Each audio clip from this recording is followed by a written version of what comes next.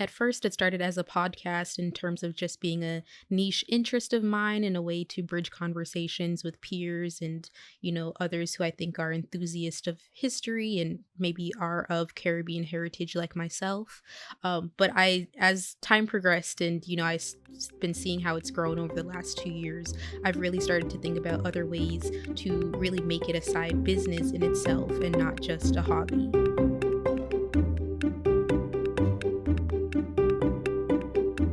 Welcome to the Personal Finance for PhDs podcast, a higher education in personal finance.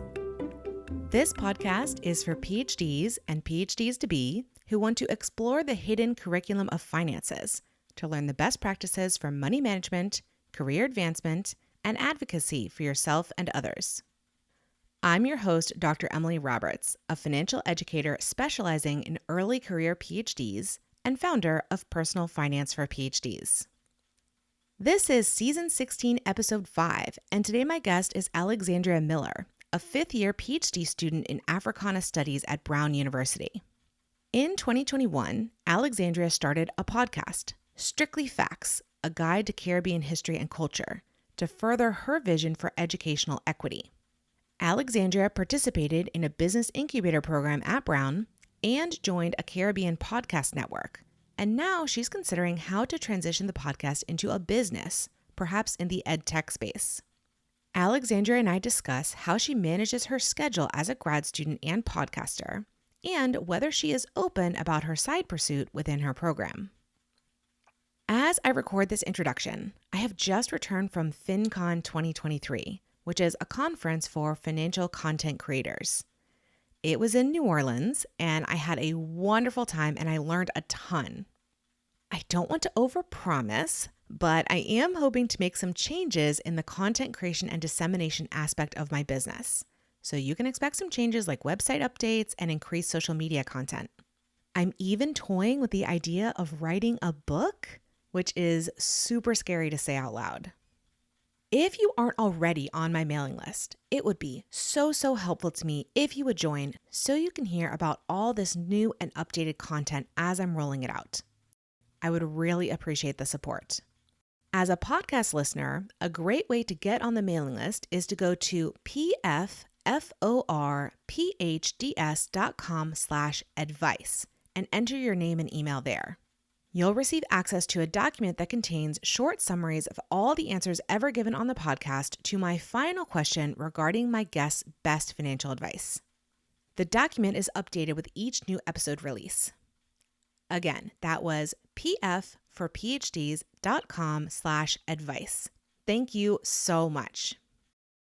You can find the show notes for this episode at pfforphds.com/S16E5. Without further ado, here's my interview with Alexandria Miller.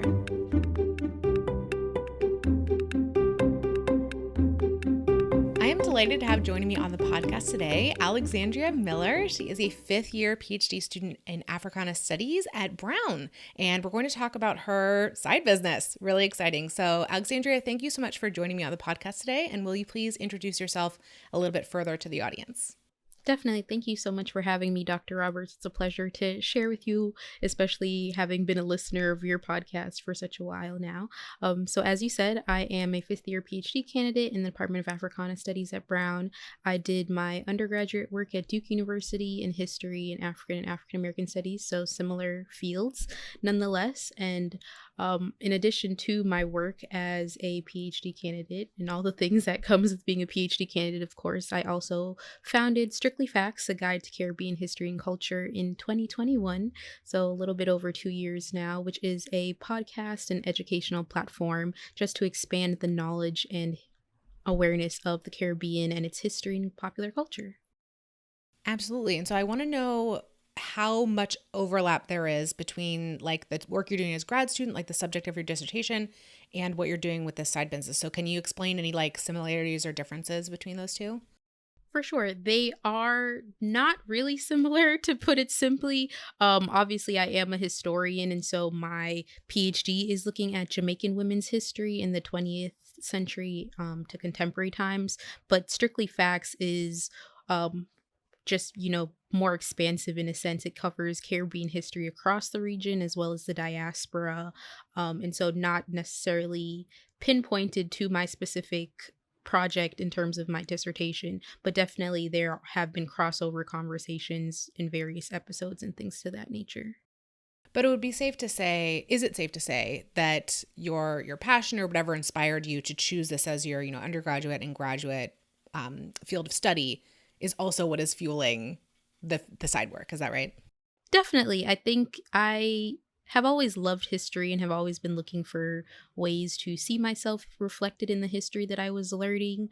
And I think that in large part inspired my path towards the PhD and becoming a historian. It wasn't till while in the PhD, and especially after some years of work that I've done in terms of educational equity and accessibility, that I started also thinking of different ways outside of the classroom potentially to expand accessibility and educational equity. And, at first it started as a podcast in terms of just being a niche interest of mine and a way to bridge conversations with peers and, others who I think are enthusiasts of history and maybe are of Caribbean heritage like myself. But as time progressed and, been seeing how it's grown over the last 2 years, I've really started to think about other ways to really make it a side business in itself and not just a hobby.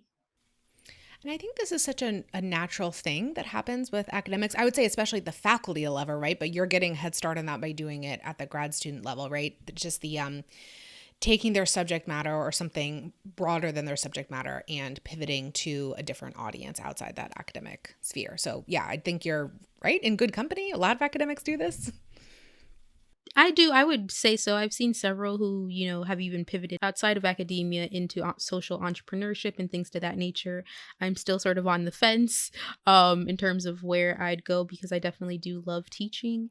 And I am sort of looking forward to figuring out what that shift will look like once I finally finish the dissertation, of course.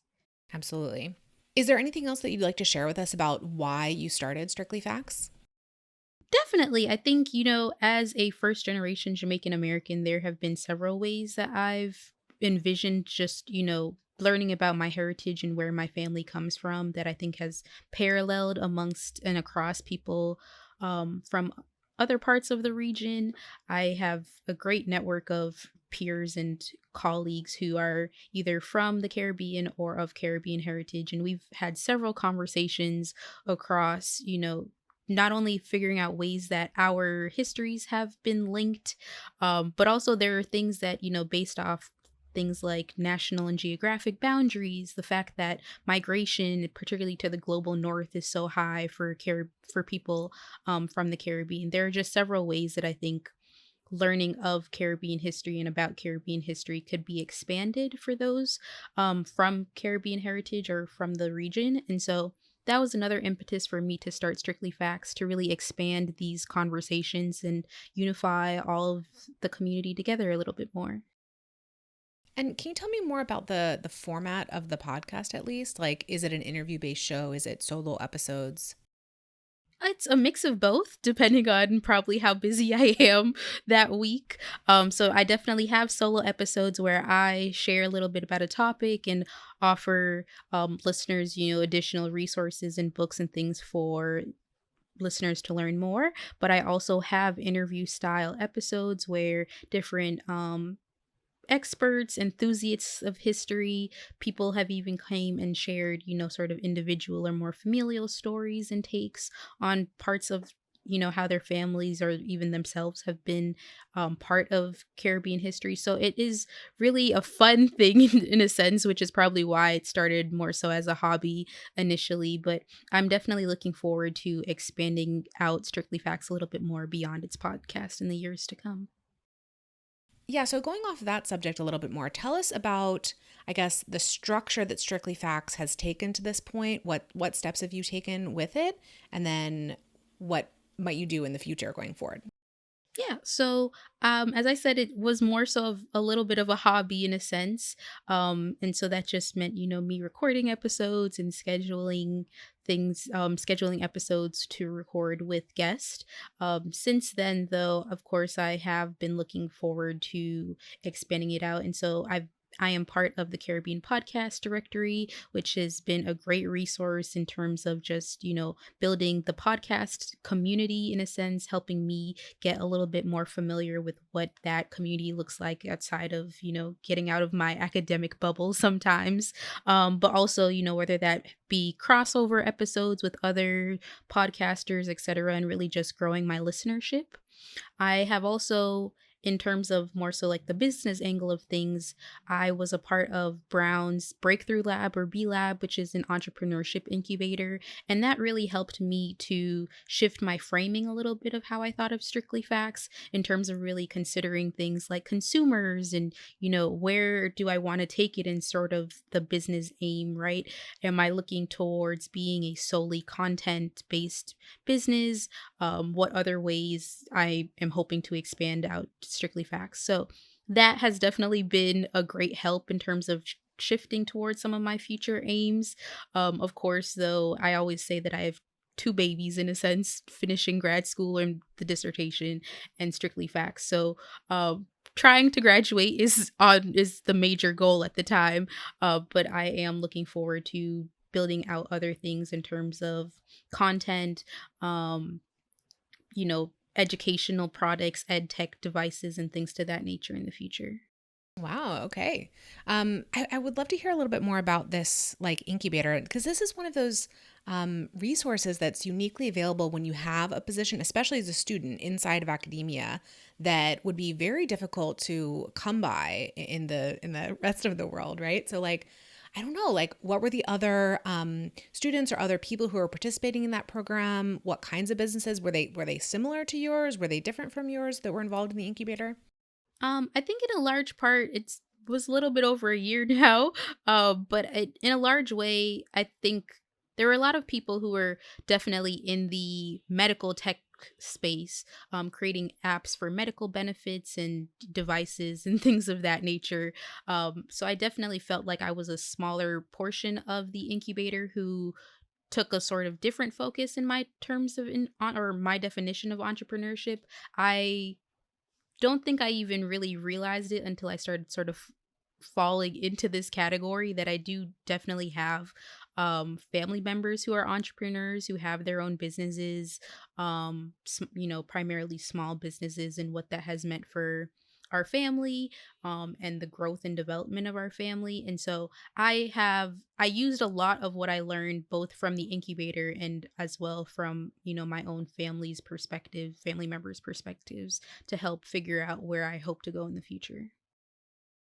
Well, I think it's just so intriguing that you mentioned like ed tech or like just the I think like the productization like paths that you might be able to take from here. It just by happenstance, literally yesterday, I started listening to a new podcast and a new to me podcast called $1 Billion Creator.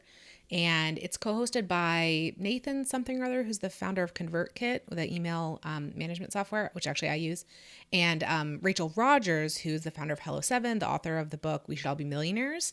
And so they're talking about similar things. Like once you have sort of an area that you have that you're getting attention in, that people are coming to you for information or entertainment or whatever it is, like how can you start to pivot that and not just get paid for having people's eyeballs on you, but get paid for something that you create from that, like a product or a service or something. And how can you then scale that to $1 billion? So it's a very aspirational kind of podcast, but I just love that that you have the opportunity to do this program and that you have these family members and just that you have these examples and influences around you that can help you think like really widely about, okay, this started as a podcast, but where else can we go from here? That's really exciting. Thank you. Yes, definitely. Emily here for a brief interlude. I'm hard at work behind the scenes updating my suite of tax return preparation workshops for tax year 2023. These pre-recorded educational workshops explain how to identify, calculate, and report your higher education-related income and expenses on your federal tax return.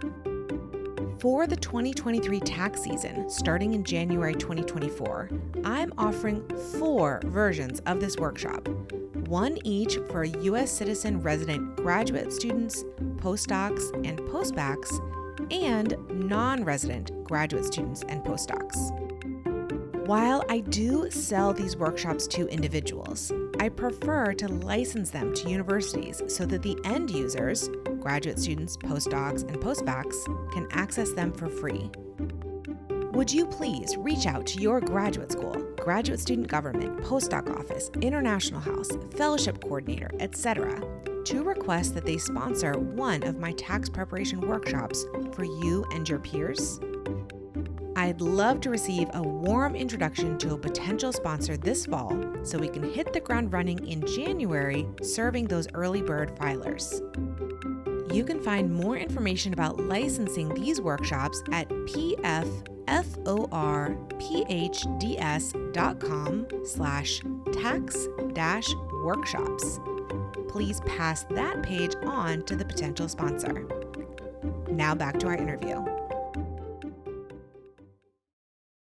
Okay, so you have this fabulous podcast and it's part of a network and you're going on other people's podcasts and you're inviting guests on and so forth, and it's related to your academic pursuits. So like, do people in your program, like either the faculty or the other students, like, do they know what you're up to? Do they know about this business? They definitely do. I've had faculty members on the show. I've had peers on the show. I think my cohort and many of the other students who I'm close with, whether they're in my program or outside of Brown even, have been really supportive of my show, whether that's, sharing episodes on social media, telling me that, oh, I read this great book. Have you considered having this person on the show, etc. And so it is a public podcast, right? It's across all podcast platforms, will soon to be on YouTube as well. So that's many of the other things I'm working on right now. And so yeah, it is aware. People are aware of what I'm doing. I don't know if they have considered it in a sense, right? I think everybody's really busy and has, their own projects, many other students, but it is definitely a public show and everybody knows what's going on. How about your advisor or your committee? Have you had any like direct conversations with them about the podcast? Maybe not necessarily a direct conversation, but it is a public show again. And so I do think many people are still aware of Strictly Facts. And, the incubator was through Brown. So there are several things that, if you were interested on wanting to know more, it is all out there. Yeah. I guess I'm just thinking about, some graduate students who have a side hustle want to keep it quiet and don't want their advisor or their committee or whatever to know about it. So I guess maybe for you, would it be safe to say that they're probably aware, and if they had concerns, they would have raised them by now? Like about how you're spending your time, for example? I would say so. I would think so, at least. And it hasn't been raised yet. So that seems to be a good note. But again, I think the fact that it is sort of in line with my work as an educator, as a scholar, also helping me build out my network in terms of my scholarship and where my work will go post graduation is, I think, also a major plus for the work that I'm doing in this avenue. Absolutely. It seems to be like augmenting your career in this area rather than like detracting from it in any way. Definitely. Yeah. Well, that sounds great. Let's talk about time management then, because, you said kind of earlier, the podcast is so fun. It's like a hobby. Excuse me. I know that podcasting is an incredible amount of work. Plus, if you're not even just thinking about the podcast, but things that like extend beyond that. So please tell us, like, how much time are you spending on this? How are you balancing your time? How are you, I don't know, even like project management stuff? Like, how are you handling all this? Yeah, I mean, I am really big on organization and doing things, well in advance. And so I think back to even March, which was like Women's History Month, or it was Women's History Month, right? I had that episode scheduled like months in advance, and maybe the listeners wouldn't know that it was recorded in January or whenever it was, but those things, planning has been a big part of the way that I continue to make Strictly Facts and stay on top of all of my other graduate work. So whether that is using, social media management services like Buffer or, some of the other similar ones to schedule a post when things are going live, and all of those things have really helped me. And it, as you said, it does take quite a bit of time to make the show, edit it, schedule, coordinate with guests, and all of those things. But there are a lot of resources out there that have made the coordination and the planning of it a lot more simple. And I know with graduate students, and this is certainly the case with me, I was allowing my grad school work to bleed over into all the time, and also would allow personal things to bleed into grad school time. Like, it was very like fluid back and forth. I'm much more strict with myself now, now that I'm like a business owner and a parent. And so I'm wondering for you, like, do you have any like hours that you keep for either grad school stuff or podcasting stuff? Or are they separate? Do you allow them to overlap? That's a great question that I probably should be a little bit more strict and diligent on. I try to, eh, I wouldn't necessarily say I have hours particularly for either of them. Sometimes it's, as things arise. I definitely, being that I'm amidst dissertating right now, that is the main focus at the heart of everything right now. But again, if it is a Wednesday and we publish episodes every other Wednesday for Strictly Facts, then, there has to be some time devoted ahead of Wednesday. But otherwise, they do probably bleed a little bit, which is always, not necessarily the best organization.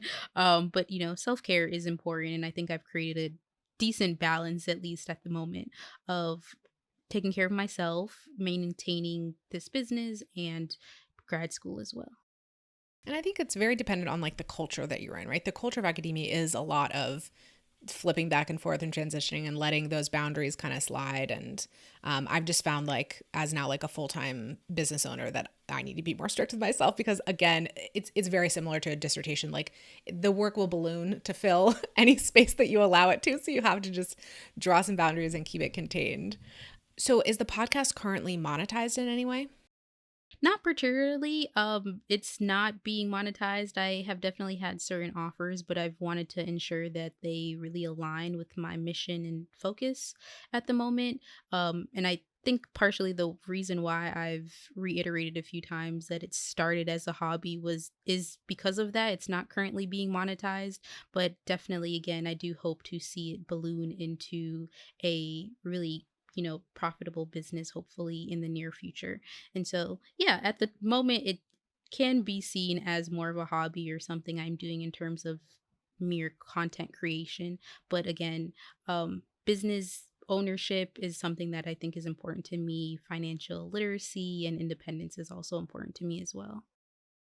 Well, you always have to lay the groundwork, right? Like, it depends on the type of business, but I think for the type of business that you're building, it makes sense that there's going to be a period of, and especially if you're selective, right, of no revenue or low revenue while you're figuring out what you want everything to look like. So what do you think the next step will be? Like, will it be ads on the podcast? Will it be like, what is your next step thought in the monetization process?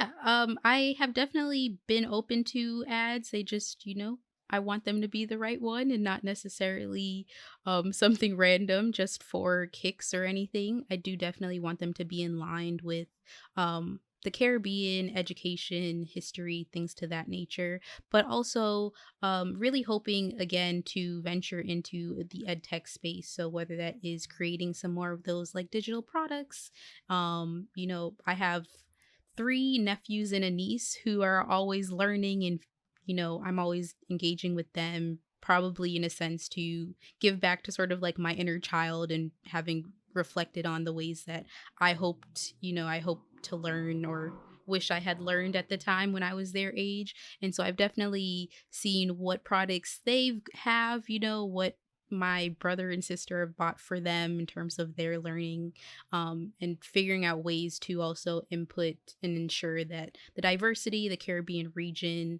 itself, is also a part of that. Hmm. Can you give us any, because like my immediately went to like books, right? Mm-hmm. Like even children's books or a Right. book for adults, like, which would be a natural outworking of many people's dissertations. What else, like what kind of other ideas are you thinking there in terms of like Yeah. products for kids? I mean, there are books, there are flashcards, Mm-hmm. whether they're like little alphabet things that has big for two of my nephews right now who are 2. And so there are things like that. But I've also thought of different ways to engage sort of like digital humanities in a sense, but from more so like a children's perspective, right?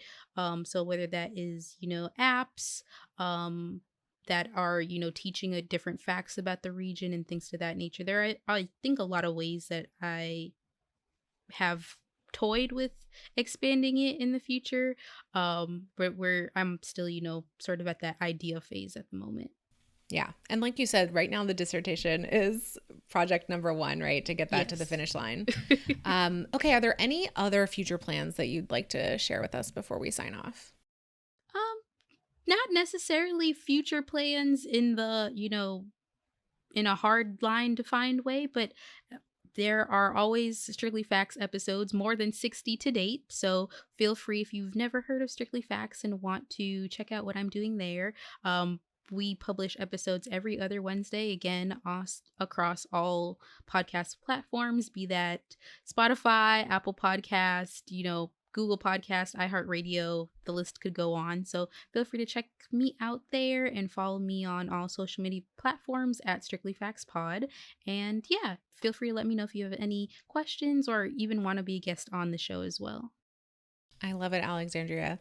Thank you so much for coming on. But before we leave, I have to ask you the question that I ask all of my guests, which is, what is your best piece of financial advice for another grad student or early career PhD? And that can be something that we've touched on already in the interview, or it could be something completely new. Definitely. I think one for me that has been really imperative on both journeys, whether that is grad school or, as a budding business owner, is applying for grants. And that could be, maybe fellowships or things to that nature from the academic side, but also, business grants, startup grants, etc. It has been really helpful, for one, in helping me define my projects in either sense, right? Being able to explain what I'm doing, what my passions are, what the goals are of either side, whether that be dissertating or Strictly Facts. And, if it comes through, getting a grant or a fellowship is definitely really helpful in terms of just building out your project and however that is, and also creating a little bit of freedom, right? I think one thing for me from the academic side is, potentially like not having the TA for a semester or a year even has really helped me dive into my dissertation, focus on my research and writing, and helping me get it finished a lot sooner than maybe possibly if I didn't have that freedom. And so I think grants are really helpful on either way, right? Whether that is, again, just applying and helping you narrow your focus, or, then at the tail end, if you are successful, helping you branch out and dive into your work. Absolutely. So well put. Well, Alexandria, thank you so much for volunteering to come on the podcast. It was wonderful to meet you, to hear about your podcast, and all the best for the growth opportunities in the future. Thank you so much, Emily. Thank you for having me.